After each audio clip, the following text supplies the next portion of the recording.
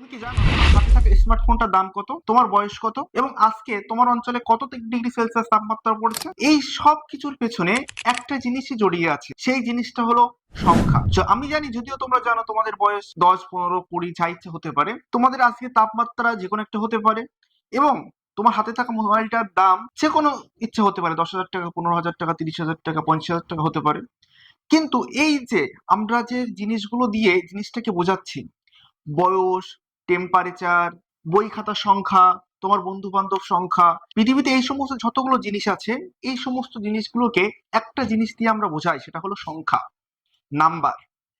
এই যে অঙ্ক করতে গিয়ে আমাদের মূল যে জিনিসটা লাগে সেটা হলো এই নাম্বার তত্ত্ব বা সংখ্যা সিস্টেম। আজকে তোমাদের ওয়ান স্টেপ টু সাকসেস এই চ্যানেল থেকে এপিসোড করে যে সমস্ত ছাত্ররা, বাচ্চারা অঙ্কে একদম পুরো দুর্বল আছো, সেই সমস্ত ছাত্রদের জন্য এই সিরিজটা চালু করা হয়েছে। এই সিরিজটা যদি তোমরা প্রথম থেকে শেষ পর্যন্ত দেখতে পারো, আজকে এপিসোড নাম্বার 1, এইভাবে যদি পুরো কমপ্লিট করতে পারো, তাহলে দেখবে যে তুমি যেই লেভেলের স্টুডেন্ট হোক না কেন, তুমি যদি মাধ্যমিকে পড়ো, ক্লাস 9-এ পড়ো, 8-এ পড়ো, 6-এ পড়ো, যেই লেভেলের স্টুডেন্ট হোক না কেন, তোমার অঙ্কে ভালো নম্বর হতে বাধ্য। এবং তুমি যদি কম্পিটিটিভ কোনো এক্সাম, চাকরির পরীক্ষা দাও, সেই সমস্ত পরীক্ষার ক্ষেত্রেও তোমার অঙ্কে ভালো রেজাল্ট হবে। এই জন্য আজকে আমরা একদম পুরো মজার ছলে, সহজ ভাষায় শিখবো।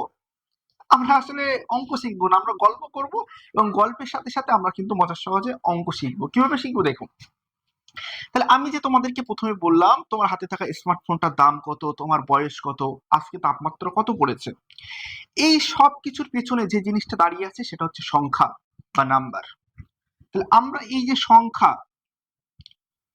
সংখ্যা বা নাম্বার, এখন দেখো, সংখ্যা বা নাম্বারকে আবার বিভিন্ন ভাবে ভাগ করা যায়।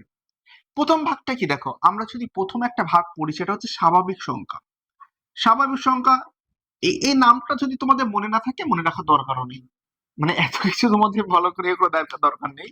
যদি নাম মনে না থাকে, মনে রাখার দরকারই নেই। স্বাভাবিক সংখ্যা কোনগুলো দেখো, তোমরা, আমি শুধু গল্পটা শোনো তো।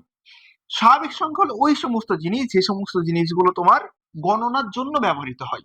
যেমন তোমার কটা বন্ধু আছে, তোমার হাতে থাকা মোবাইলটার দাম কত আছে, তোমার ক্লাসের কটা চেয়ার আছে, কটা ডাস্টার আছে, যত রকম গণনা আছে, সমস্ত রকমের গণনার ক্ষেত্রে এই সমস্ত সংখ্যাগুলো ব্যবহার করা হয়।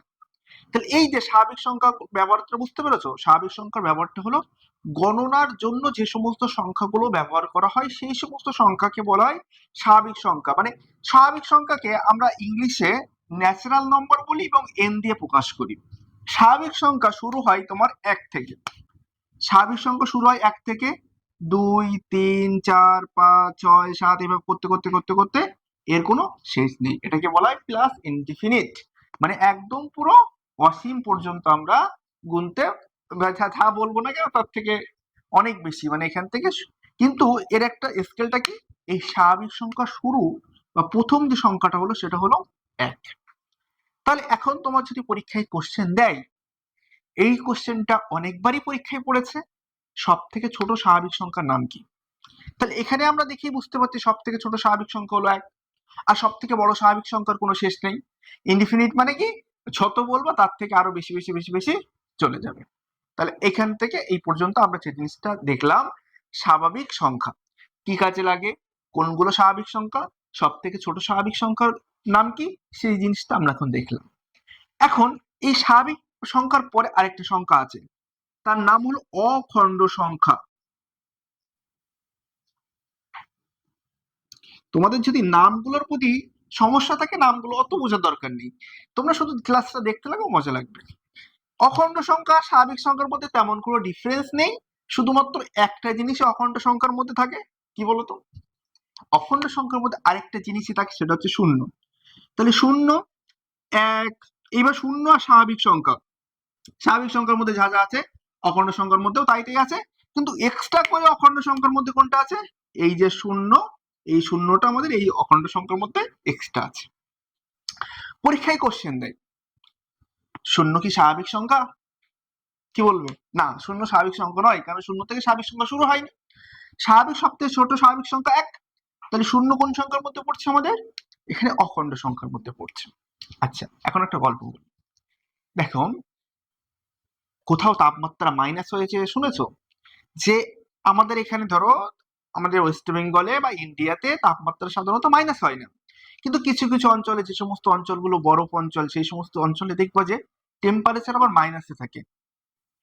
সেই সমস্ত অঞ্চলে কোথাও শুনেছো হয়তো -10 ডিগ্রি তাপমাত্রা, -20, সেখানে বরফ পড়ছে। তাহলে জল মানে বরফের থেকে যখন বরফ হয়ে যাচ্ছে তখন মাইনাসের টেম্পারেচার চলে যাচ্ছে। তাহলে এই যে, কিন্তু আমরা এই সংখ্যা দুটোর মধ্যে একটাও মাইনাস পড়লাম না, তাহলে মাইনাসটা আবার কোন সংখ্যার মধ্যে পড়বে? এখন এই যে মাইনাসটা কোন সংখ্যার ভিতরে পড়বে, সেই সংখ্যাটা হলো তোমার পূর্ণ সংখ্যা। পূর্ণ সংখ্যা। দেখো সব সহজ ভাষে একদম পুরো সহজে সহজে আমরা দেখব। পূর্ণ সংখ্যা আবার কি? পূর্ণ সংখ্যা যেটা হলো সেটা হলো পূর্ণ সংখ্যা। দেখো পূর্ণ সংখ্যার আমরা যদি এখানে একটা গ্রাফ টানি, দাগ টানি, এখানে হলো 0, এইদিকে 1, এইদিকে 2, এইদিকে 3, এইদিকে 4, এইভাবে করতে করতে করতে করতে আমাদের প্লাস প্লাস ইনফিনিটি পর্যন্ত গিয়েছিল। আবার এইদিকে -1, -2, -3, -4, এই করতে করতে করতে করতে করতে করতে মাইনাস ইনফিনিটি পর্যন্ত। তাহলে পূর্ণ সংখ্যা দৌড় কোনগুলো? পূর্ণ সংখ্যা হচ্ছে -ইনফিনিটি থেকে +ইনফিনিটি পর্যন্ত সমস্ত সংখ্যাগুলোকে আমরা বলি পূর্ণ সংখ্যা। অখণ্ড সংখ্যাকে কোনো কোনো বইতে ডাব্লু দিয়ে লেখা হয়, পূর্ণ সংখ্যাকে কোনো কোনো বইতে জেড দিয়ে লেখা হয়, ইন্টিজার দিয়ে প্রকাশ করা হয়। দেখো তাহলে পূর্ণ সংখ্যার মধ্যে আমাদের কোনগুলো আসছে? মাইনাসের আন্ডারে যত সংখ্যা আছে, প্লাসের আন্ডারে যত সংখ্যা আছে, শূন্য পূর্ণ সংখ্যার আন্ডারে পড়ছে।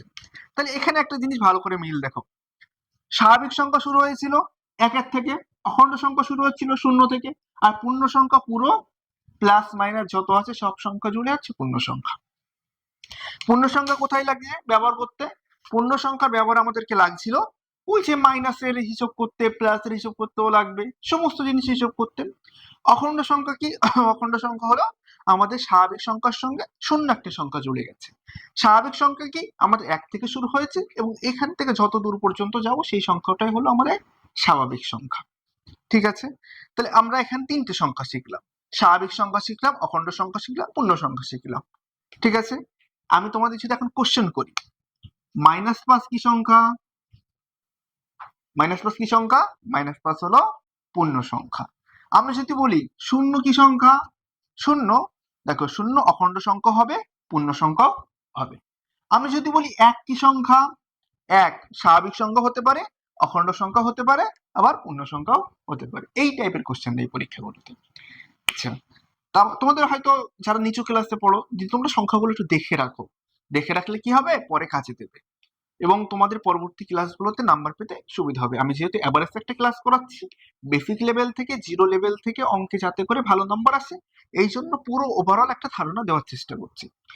আরো কিছু কিছু সংখ্যা হয়, যেমন ধরো কেউ একটা লজেস কিনেছে, সে একটা লজেস যখন 2 জন ভাগ করে খাবে, তাহলে অর্ধেক করে হচ্ছে। তাহলে এই যে অর্ধেক বা হাফ, এই যে হাফ, এই সংখ্যাটা কি এর মধ্যে কোথাও আছে? এই সংখ্যাটা এর মধ্যে তো কোথাও নেই। এই সংখ্যাটা নেই। ধরো অর্ধেক, 3 ভাগের 2 ভাগ, 4 ভাগ, 5 ভাগ, আমরা যতগুলো বলে বলে পারি, এই সমস্ত সংখ্যাগুলো কিন্তু স্বাভাবিক সংখ্যার আন্ডারে পড়ছে না, অখণ্ড সংখ্যার আন্ডারে পড়ছে না, পূর্ণ সংখ্যার আন্ডারেও পড়ছে না। এর জন্য আরেকটা সংখ্যা আছে, সেই সংখ্যাটা আমরা পড়বো কি? সেই সংখ্যাটা আমরা এক্ষুনি দেখবো, যে সেই সংখ্যাটার নাম হলো মূলদ সংখ্যা। তাহলে আমরা এখানে 4 নম্বর একটা সংখ্যা পাতাই, তার নাম হচ্ছে কি? মূলদ সংখ্যা। আচ্ছা, মূলদ সংখ্যা হওয়ার আবার একটা ক্রাইটেরিয়া আছে।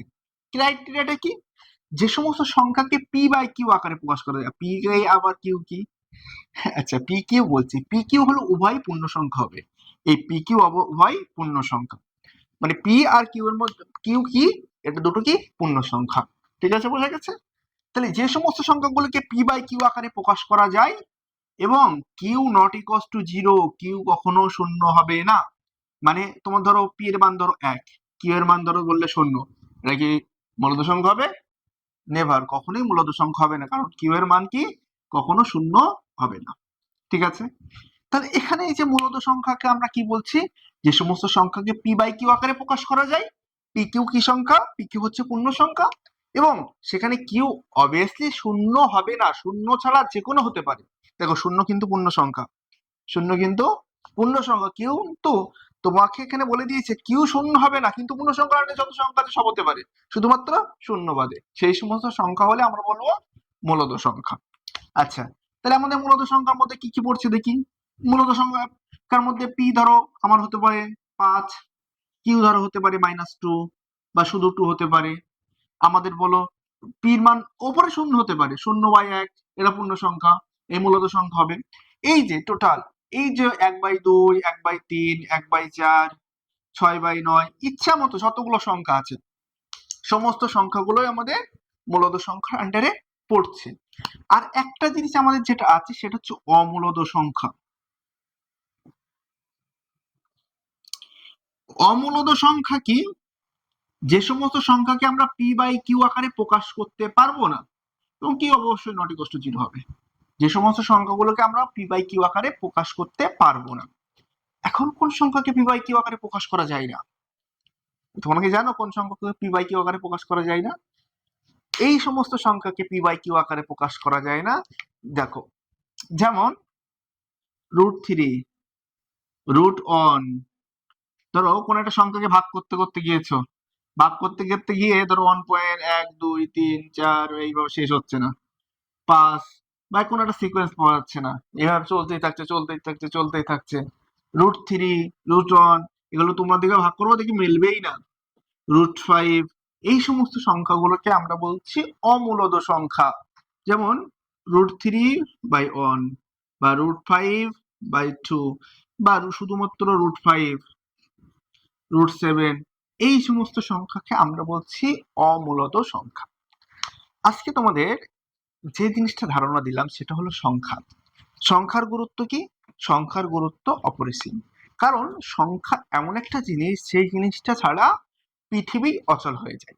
প্রত্যেকটা কাজে, প্রত্যেকটা হিসাবে আমাদেরকে সংখ্যার প্রয়োজন হয়। সংখ্যা যদি আমরা না জানি তাহলে পৃথিবীর কোনো হিসাবই আমরা ঠিকভাবে করতে পারবো না। এই জন্য সংখ্যা জানার ক্ষেত্রে আমাদেরকে সংখ্যাগুলোকে, যারা ম্যাথমেটিশিয়ান তারা অনেক ভাগে ভাগ করেছিল। স্বাভাবিক সংখ্যার আন্ডারে ভাগ করেছে, অখণ্ড সংখ্যার আন্ডারে ভাগ করেছে, পূর্ণ সংখ্যা, মূলদ সংখ্যা, অমূলদ সংখ্যা। আরো সংখ্যা কিছু আছে সেগুলো তোমাদের জানার দরকার নেই। এই যে বেসিক এই জিনিসগুলো জানলেই তোমাদের মানে কমপ্লিট হয়ে যাবে। তাহলে তোমরা যে জিনিসটা দেখলে যে স্বাভাবিক সংখ্যা আমাদের কোন কাজে লাগছে, এই যে গণনা ক্ষেত্রে লাগছে। অখণ্ড সংখ্যা কি? স্বাভাবিক সংখ্যার সঙ্গে শূন্যটা অ্যাড হয়ে গেছে। পূর্ণ সংখ্যা কি? আমাদের মাইনাস থেকে শুরু করে প্লাস পর্যন্ত। মূলদ সংখ্যা কি? p/q আকারে যারা প্রকাশ করতে পারছি। pq কি সংখ্যা? পূর্ণ সংখ্যা।